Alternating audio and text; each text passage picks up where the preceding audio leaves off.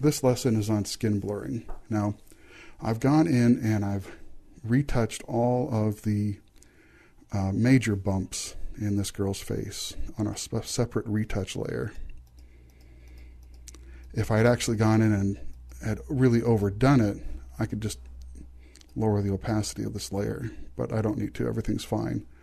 Now, I'm going to give you a keyboard shortcut here that what I want to do is I want to have a new layer on top of my layer stack that combines all the layers below it.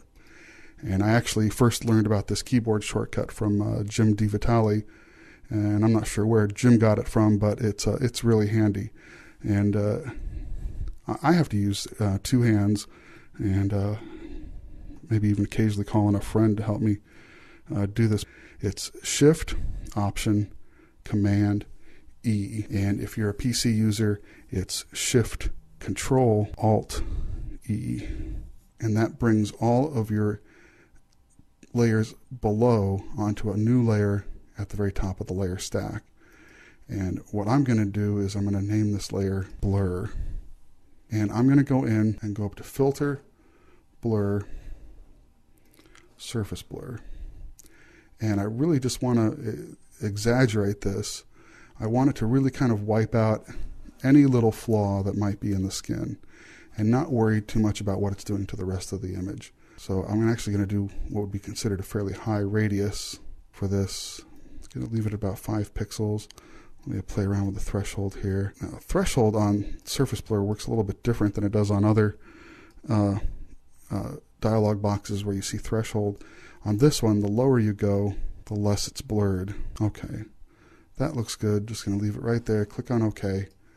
And now I have a nice blurry image. I'm going to tell you another little keyboard shortcut to make this a little easier for yourself. As I go to add that layer mask, the layer mask button down here, I'm going to hold down the Option key. On the PC, it's the Alt key. Click on Add Layer Mask. And my layer mask comes in now in black so that it has, it's hiding all of that blurry that I added before. And actually, if you worked with me on the skin tone part of this project down here on this layer, I already have a layer mask where I've already started painting in just on the skin, and that's really all I need. So I can actually just steal this layer mask down here. If I click on the Alt or Option key, I could just click and drag that layer mask and have it replace this one up here. And so now it's only affecting, that blur is only affecting just the skin and nothing else in the image. And just to make sure, I'll go in and really make sure that the eyes are not being affected by it all by painting black over them.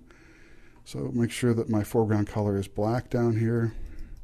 It is. Paint with a nice soft brush, make it a little bit smaller than this. And just go over like the eyebrows, make sure that those are going to be nice and sharp. Make sure the eyes are nice and sharp. Make sure the nostrils, lips, and let me just turn that layer off and on just to see how.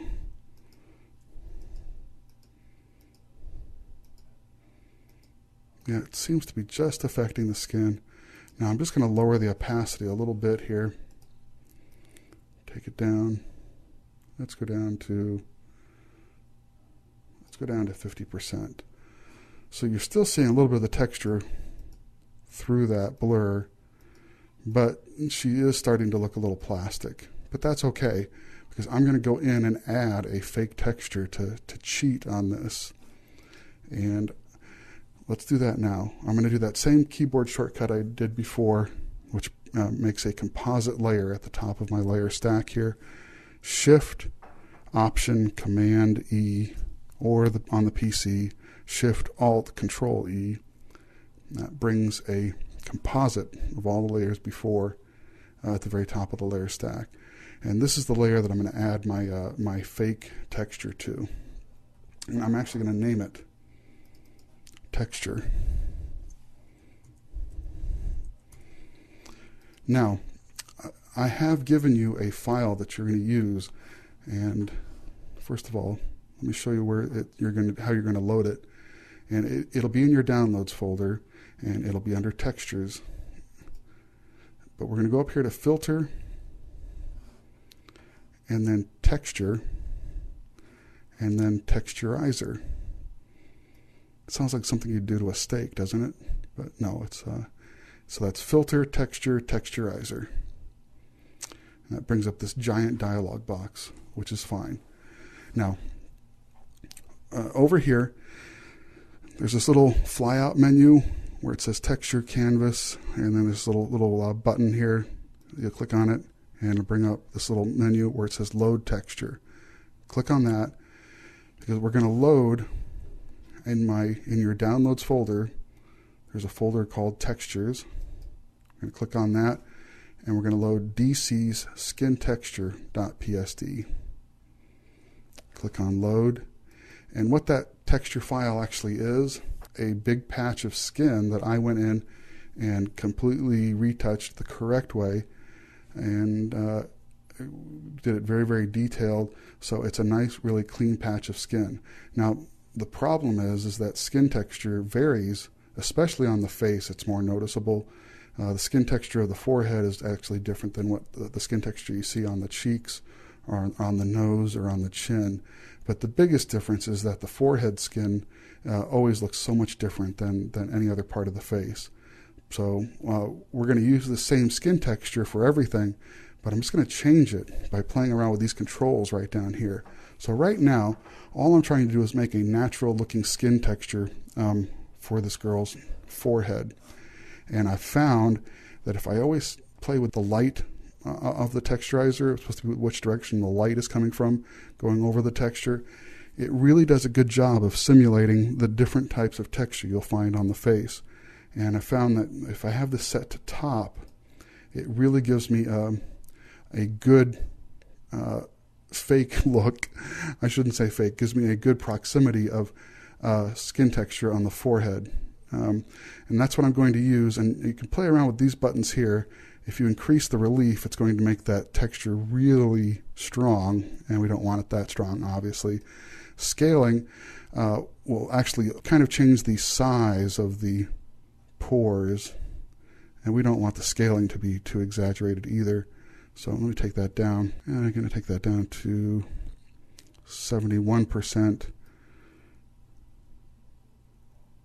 And put the relief at 8. That's a little bit strong, but that's okay, because we can adjust the opacity of that layer. Click on OK, and now I have new layer, texture layer, where I've created a forehead texture for her. And actually, let me just amend the name of this layer so that we don't get confused later. I'm just going to add the word forehead to it, because that's really all I'm using this first layer for is the forehead. So let me go ahead and add a layer mask to it, and I want it again to be a black layer mask. So I'm going to go down here to my layer mask button at the bottom of the layers palette, hold down the Alt or the Option key and click, and it gives me a black layer mask that I can then go in and paint white on. So let me make sure that my background and foreground color are set to their defaults. So I'm now painting with white. Let me click the paintbrush, and just a nice big soft round brush, hardness all the way down. That's good. And I'm just going to go in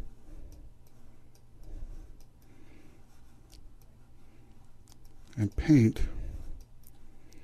You can see that none of those bumps that were there before are showing up,